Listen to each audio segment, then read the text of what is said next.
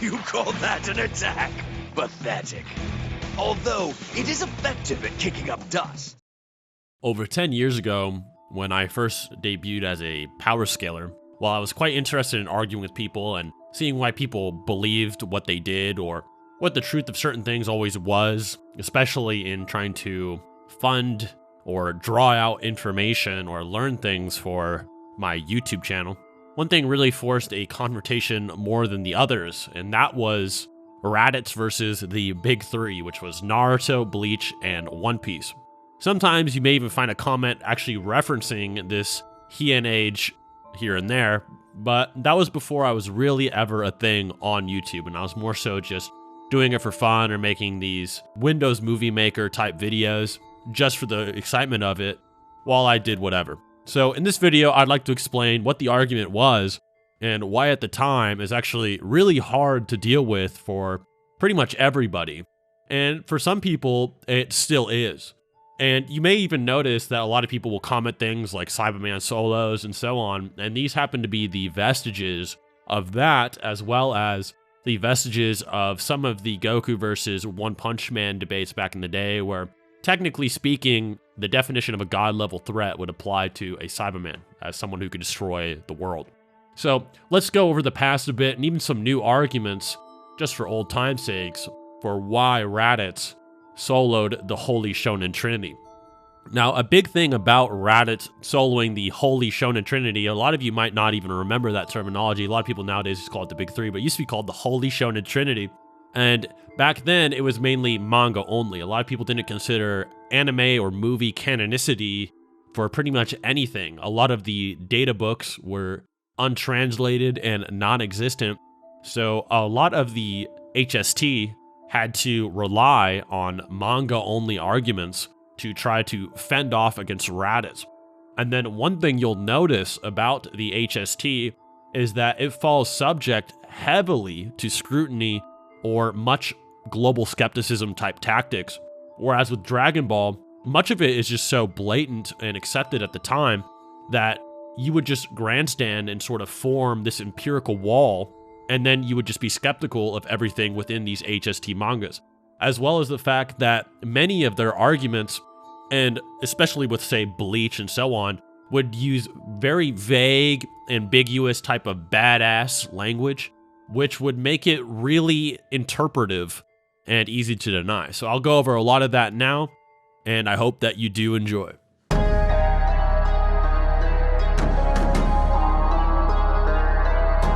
Now, I've explained how strong Raditz is probably a trillion times, but I'll word it a little bit differently for context to sort of build up why he was used and why a lot of people underestimated him at the time. So, for those that don't know, Raditz was sort of the sequel series first antagonist for a lot of people. Like, he was the Dragon Ball Z introductory character, but he is sort of the continuation or the next arc where Goku is no longer trying to be the strongest under the heavens, but the strongest in the heavens. So that's why he starts to fight beings from outer space, right? And then when he eventually defeats Frieza and then Majin Buu, that is when he becomes the strongest in the heavens.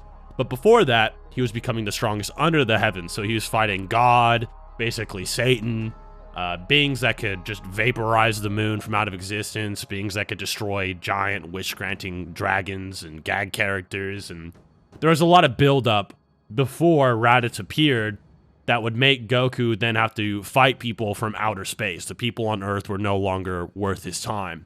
And you see a lot of influence of this. Raditz would be basically the equivalent of sort of like a Kaguya, Momoshiki, Kinshiki type character that comes to Earth after the whole thing is over. And it's like, what is that thing? Right? So Raditz, therefore, scales off of people who would nuke the moon in seconds. He scales to Piccolo, who did it hyper casually. Piccolo just flicks his wrist, shoots a laser beam into space, like in a few seconds, and vaporizes the moon, probably at relativistic or light speeds. And then the debris from the moon is just shown flying through space at also relativistic to light speeds. Roshi does the same thing. Piccolo, with the special beam cannon, he creates a blast over 7 times the power level of Roshi, who destroyed the moon in seconds. and then Raditz just blinks out of the way of it, to the point where Piccolo, a person who can therefore nuke the moon out of existence in seconds, is like, no one should be able to move that fast. That's inconceivable, even though he's been dealing with people before that. And even though characters like Kami could see characters like Roshi, their strongest and fastest attacks, Kami can't even see Goku and Piccolo moving during their battle when they're at full power. And then here's Piccolo doing this ultra piss-amped attack, and Raditz still just dodges out of the way after Piccolo trains a technique for 5 years straight with the intent purpose of blitzing Goku and killing him in one hit. And that's it. That's why Raditz is just considered so absurdly fast. And it was to the point where his raw power level alone would make him probably dozens of times more powerful than Roshi, just going off of the narrative. Even Goku and Piccolo were multiple times stronger than King Piccolo, let alone Roshi. And then Raditz, just in raw power levels, was almost 10 times that of Roshi, being 1500, while Roshi was 180. But even then, power levels were not totally linear. So it got to the point where many calculations, especially just for Piccolo's moon feat or even Roshi's, would reach above moon level. The actual fragmentation of the moon and vaporizing it like they do was more so small planetary or planet levels of energy, 10 to the 32 joules of energy, enough to crack the Earth beyond the ability for its gravity to just pull it back together. And Raditz would just eclipse that. It even got to the point where people were like, oh, well, you think these characters can be small planet or planetary, and then it stated, you know, Vegeta can destroy a planet, or 10,000 power level would be needed to destroy a planet in these guidebooks. But then you would just argue the Earth in Dragon Ball is just bigger than it is potentially in real life, and you'd see that because Toriyama says the moon in Dragon Ball is the same amount of distance as is in real life. He says it in multiple interviews. And then when you look at the moon, or the Earth from the moon, it's actually a lot bigger than it would be in real life, comparatively. So you would just make the deduction that Earth is a small planet in the Dragon Ball universe. It might be bigger than it is in our actual world. And so Raditz being able to destroy it or not doesn't mean he can't destroy a planet in our world. And so you have sort of like this planetary, small planetary, FTL, possibly MFTL being, especially if you think Kid Goku was dodging lasers in Dragon Ball Forever, or beam cannons, such as in Daizenshu. Or, you know, he was reacting to the light speed solar flare from Tien Shinhan that used to be an argument back in the day. Or he just scales to the Kamehamehas that can blitz to the moon in like a few seconds. And then he would be multiple times faster than that, to the point where those beings can't even see him move anymore. And Raditz would just blitz them. They can't even see him move. So these characters that can blitz to the moon surpass multiple times over. And then those characters can't see more characters move, and then Raditz can move so fast, those guys can't see him. It was just multiple levels of blitzing.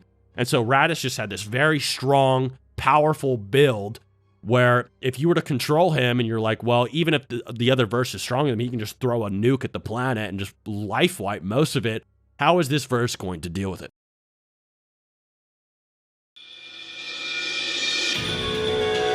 The first set of characters that you would pit them up against were just One Piece. One Piece, even to this day, sometimes would struggle against a Raditz-type argument, proving the One Piece characters are planetary and then FTO. The speed arguments for One Piece, especially these days, are quite good. Many characters are just based off of light or light-based properties, such as Kizaru, pacifistas. There's many avenues they could take, and then there's many upscalings from those that would give them multiple times the speed of light if you ask the right person. Some people would say that light speed is the pinnacle. Even Kizaru recently in the manga, let alone way back in the day, was stated to move at the speed of light, and that blitzed pretty much everyone in the show. But back in the day, many people would consider pacifistas to also be light speed, and then the characters would upscale, making them very fast. Then they would argue that they have many types of resistances, like you cannot harm certain types of characters due to their nature. Some characters are just made out of lightning or light or magma or whatever, so how do you even damage them without having hockey or whatever you would need? Other than that, though, they would struggle to prove the planetary. Really, the only character they had at the time being Whitebeard, with the statement being stated to be a threat to the world. However, a threat to the world could just mean society or whatever have you. These days, we have more context to this statement, and One Piece has evolved, and I'll get into the evolution side of things in a bit, but for now, we'll talk about how it just was at the time. And at the time, it was just so vague. We had so many little details about what all these meant that there was no reason Raditz, realistically, like if you were to control him with the Game Boy controller, you wouldn't just have him float into the stratosphere like Vegeta did over Arlia, and shoot a couple double Sundays at the planet, and the characters would all just explode. Especially because Dragon Ball characters at the time were considered to be able to hurt and harm souls being intertwined with your body, or there were many type of ghosts and illusionary characters that would be harmed by ki type attacks. Ki type attacks were also considered types of plasma type energy, causing heat transfers or energy transfers. So they weren't just really only a type of physical attack. They were considered a type of energy inherent to your spirit or your body or the energy of the universe itself. It was kind of strange at the time what it was considered, and this was based off of the way that it would burn your body to touch it or the way it transferred energy to you. It was very bizarre back then. Obviously, the current exaggerated version of ki would be Hakai energy, which is the totally condensed godly form of ki, or the advanced form of ki, and that just erases you from existence, and they would Hakai ghosts, or they would Hakai you from the timeline, or whatever. But ki back in the day was considered a very nerfed variation of that description. Obviously, it's not so accurate now, but even just relatively speaking, these One Piece characters, let's be real, they their pants when the clouds move when they fight, let alone a character that would just send basically moon bombs from basically outer space if he wanted to, life-wiping the planet possibly multiple times over of unquantifiable size. With maybe Whitebeard, who was considered a top-tier strongest man of the planet, being not even relative to it at the time. And some people would even argue, even these days, that they're just these country-level continental beings. But I'll go into detail a bit later about how they evolved and why that's obviously not the case now. Even the durability negation arguments for One Piece, they can attack your organs or so on, always was a stupid argument. People back in the day would refute it as well. Same thing with Rasen Shuriken from Naruto. Your internal organs aren't somehow infinitely weaker than your external, or your skin, or your bones, or whatever. So when you get punched in the gut, your internal organs are damaged. It's not like your internal organs have no relative durability to the outside. It was always just a dumb argument, but that was things people would argue about back in the day. So now when you get to things like Naruto didn't really have data books, and things like Haku, maybe Haku was Lightspeed, but who scales to Haku? Haku still blitzes Kakashi in the War Arc. Maybe Madara's Light Fang, people used to translate Madara's Light Fang. Maybe that was Lightspeed, but you were, a top-tier Six Paths character can move at the speed of light? That's not so good. Even things like the Raikage being at the speed of light, you just say, okay, well, he still does well against Guru Zetsu. Who cares? No one really scales to him, and maybe KCM Naruto at full power scales to him, and then throughout the rest of the War Arc, he's just fatigued. Even when he uses fractions of his power, he's still reacting to Rinnegan Obito and Madara while he's giving all his energy away to the Shinobi Alliance. He's slow. Characters don't even have really a planetary level threat until Kaguya. So maybe Kaguya was a threat to Raditz, but does Kaguya scale to the ETSO? These were things that people didn't really know how to argue. And even now, it's just why does Six Paths Naruto scale to the ETSO? I mean, he basically immediately folded to it. They had no counter to it. They just had to stop the caster of the jutsu. It's not like they actually contended with its power or had some type of beam struggle with it. Many things like the Obito tree calc didn't exist back then. That's some really niche argumentation that does exist now. Some data book things like, earth-shattering power, he can end the world, just talking about society or shaking the planet a little bit. Many Lightspeed statements were considered flowery language. You can still argue that today, that many of them are flowery language. Even the Kaguya ETSO, you might be able to argue that it's just sort of a barrier hacks jutsu that can expand to the size of a planet, but it doesn't necessarily mean it takes as much energy to do so, or that she has that durability. She just might be able to create a halo array barrier that can expand a long distance. And that was generally accepted at the time. Other than that, it was just genjutsu. Many people would bring up filler where Dragon Ball characters have illusionary resistance. Goku had it in original Dragon Ball, where he fights off illusions with his mind, whether it be darkness or whether it be when he has to find the fan with his wife Chi-Chi and he's attacked by illusionary monsters, and he uses his third eye to see through illusions. Or you would say in Dragon Ball, Babidi's mind hacks can't control Vegeta because he's too powerful. While the arguments weren't to evolve, neither were the genjutsu arguments, and many people would struggle to prove that genjutsu would affect characters that were not chakra users. Now, even I would argue, what about Manda the Sage Creature or the Infinite Tsukiyomi affecting this? People would reply, okay, who uses Infinite Tsukiyomi in a combat situation? Who's not just using it for an agenda? Prove it works on a character that doesn't have it. I would argue sometimes that everyone has chakra in the verse, and sometimes that's even supported in current stuff, but it's a little bit inconsistent. But that was the argument against Naruto at the time. Many of the characters struggled to even reach just like country levels. There was no multi-continental Ninetales calc. That was not made until a lot later. Planetary calcs, non-existent. Kaguya, more of a hack she didn't scale to. And that was generally how it was dealt with. Even many characters, One Piece, whether it be One Piece like Whitebeard or Kaguya or the Ten Tails, I'm going to end the world, always considered society, always the skepticism employed. Why are they talking about vaporizing the planet? Why would they vaporize the planet? Why does that make any sense? And you could argue Raditz might be able to, so it was just always they would fall flat at the end of the day. Bleach falled the heaviest against skepticism, even today. You would just argue, okay, Yamamoto is just going to burn, say, the Soul Society with his Bankai. Maybe Mimi Hagi was sucked up to Yuha at this relative to light speeds, but that's probably the fastest thing in the series.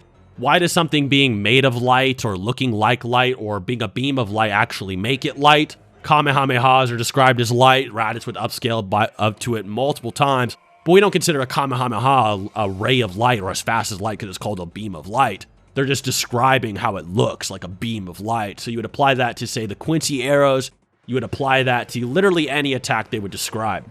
At best, they would have the Nagashionne, but many people would just argue that it's like an artificial dimension transporter that just appears like light and is called light as well. Other than that, Yuha destroying the world or whatever, that was just considered tipping the balances of the world. Because he's so strong, and maybe he can move the Vandenreich into the atmosphere with moon levels of energy, that was the calc at the time, then maybe he can tip the balance of these planets enough to where they would fall apart and then go to their original form. Soul King is featless. We have no idea how long it took him to create the worlds or how he did so. So this balance that's being used to keep them apart, we have no idea how it works, no idea how to scale it. There was no information present at the time. No one considered the movie's canon. No one at all used any of those arguments. It did not exist, was not translated. There was no novelization. It was all just vague, bullshit-ass language, like Aizen saying he was a higher dimensional being. It was all considered generally around that territory, and it was impossible for them to really prove objectively that the characters beat Raditz.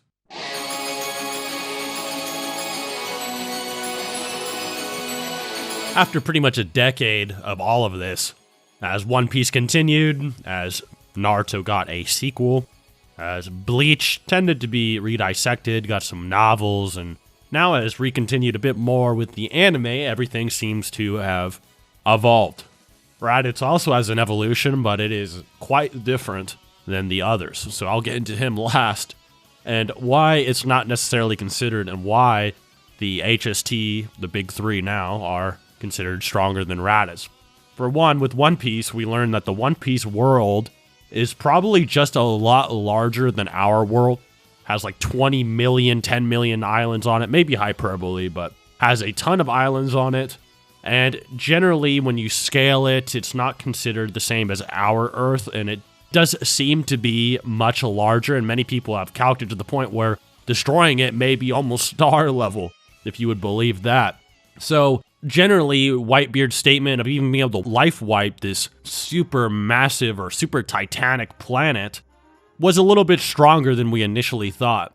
Also, some people would eventually calc stack off of pacifistas, arguing that they are just light-based attacks, to the point where characters would be hundreds of times faster than light, although, as I said with the more recent chapters and interviews, the speed of light seems to be top tier still in the verse, based off Kizaru blitzing the current fighters on the island.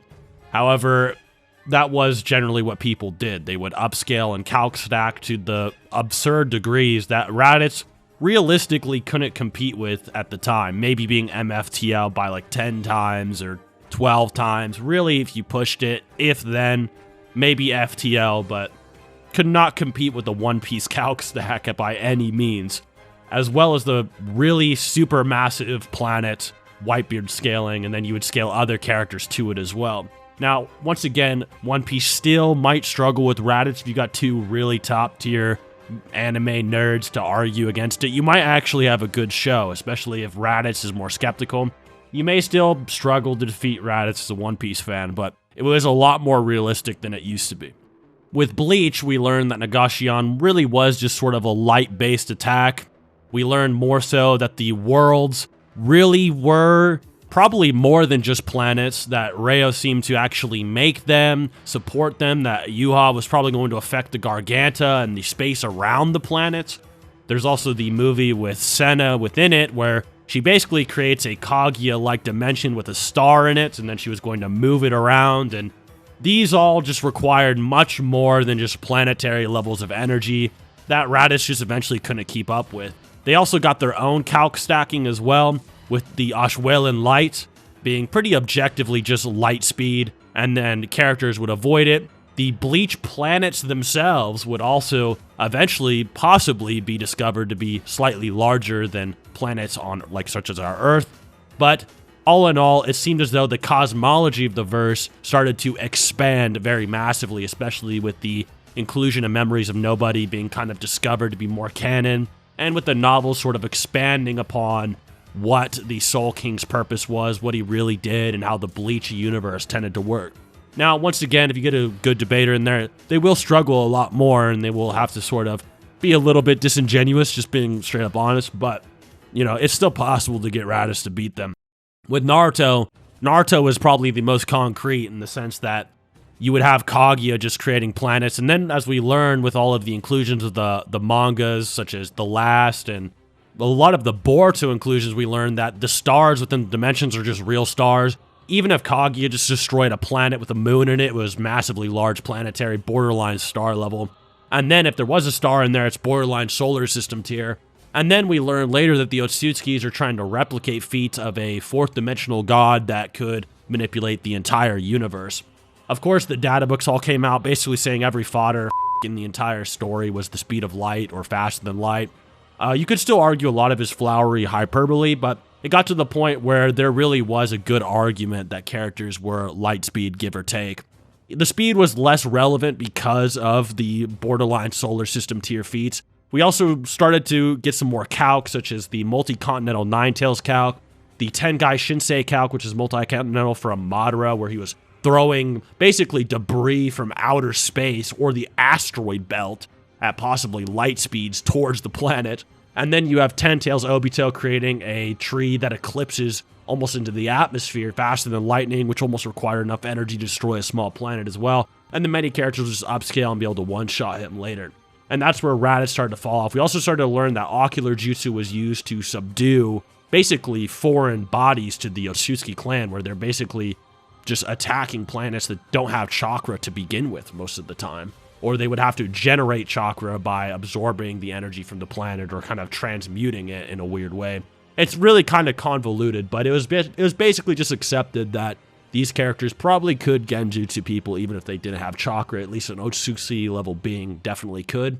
So that is why Raditz started to fall off. Raditz's evolution was a little bit less believable, where Raditz started to become either a Shibai-like higher dimensional entity or a pseudo-omnipotent entity that was just out-reversal. And the reason that was is because the way of Garlic Jr.'s Dead Space attack, where he creates a hyperspace or he creates a black hole to absorb people in the Dead Zone movie, and a hyperspace is a higher dimensional portal, and Raditz scales above Garlic Jr., who can create a hyperspace portal. So the highest interpretation of Garlic Jr. upscaled Raditz to a Shibai-esque being capable of nuking the universe out of existence. And this was supported by Second Form Frieza was stated a threat to the entire universe, and so on and so forth.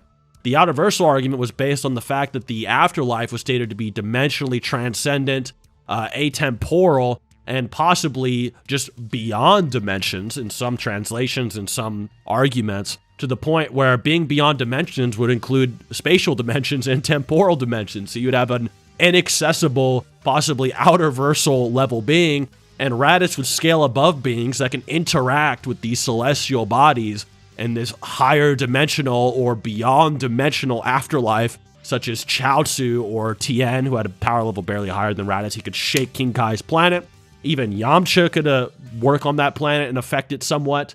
And King Kai had a linear progression of power from the Z-Fighters, who had power levels not so dissimilar to 1500 of Raditz. Tien had 1830, I believe. Krillin 1700s, Yamcha 1480, Chaozu 610, and he could operate in that world. So Raditz sort of ascended to godhood, and many people just don't accept Raditz's ascension. you know, even as much as I want to. But yeah, that is why, generally speaking, people are like, okay, maybe it's more reasonable just to assume Raditz just doesn't solo the big three anymore. But it's still possible, which is always very exciting for me to see as a big Raditz fanboy.